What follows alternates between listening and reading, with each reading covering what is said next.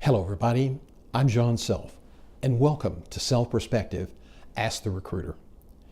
Recently we were ramping up to begin a new major search engagement. Our client reviewing our letter of engagement asked about onboarding. Do we really need this? He said. Well, the answer is you can do without it, but when you do, you escalate the chances that the new executive will fail. And there's a lot of information to back up that statement.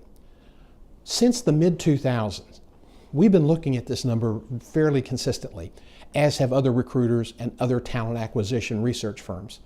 And the number is this: 40% of new executives or recently promoted executives fail, they quit, or they're pushed out within 2 years. Now that's an astounding statistic, and it's been fairly constant for a lot of years. Why? Well, most common, it's a cultural misfit. Secondly, the candidate didn't really understand what the board was asking for and what their priorities were. The candidate would come in and just go ahead and do those things that they always did because that's how they've been successful. Well, the game has changed, the market has changed, and CEOs now have to be more sensitive, they have to be more self-aware about the board's priorities, the board's values, and the culture of the organization, how things get done. Who within the organization has the power?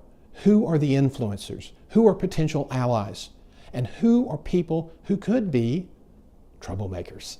So as we go through our search process, we do what is called a site due diligence visit. Most recruiters, at least the retained recruiters, do that. But what we are looking for, in addition to very detailed information about what the candidate needs to accomplish in order to be successful and what skill sets will be necessary, we're looking deep into the organization to understand the culture, to understand how power plays out. Now, even if the organization needs a new culture or cultural overhaul, the CEO that's coming in has to work with the culture that's there. Not recognizing that is really a recipe for disaster, and we've seen that happen more than once. Fortunately, not on our searches.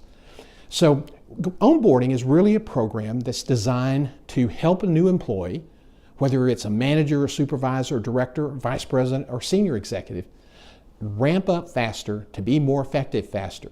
And to do that, they have to understand the organization. Who are their supporters? Who are their allies? Who do they need to be careful of or mindful of? What's the board's alignment? And then we also help the new CEO put together what is called a first 100-day action plan. Now, that is really, really important, to have a plan, and it may not be to make a bunch of changes. That plan may be, I want to visit with key people. Knowing who those people are in advance helps you be prepared, make appointments in advance before you get there. In this day and age, just showing up without a plan is really not an option. So for a program that has that many positive benefits, why do so many people push back on it? Well, in some cases, according to a friend of mine who's a partner in a major search firm, it's the ego of the candidate. And let me tell you something, in this new age, ego is important because you have to have the drive to accomplish everything you want to accomplish. But you need to check that ego at the door when it comes to understanding that you've got to learn the new company. Search firms that help you with onboarding are really committed to your success. Don't look a gift horse in the mouth. And if you are coming into a new firm and they offer onboarding, learn and make the most of it, because that will really help you be successful.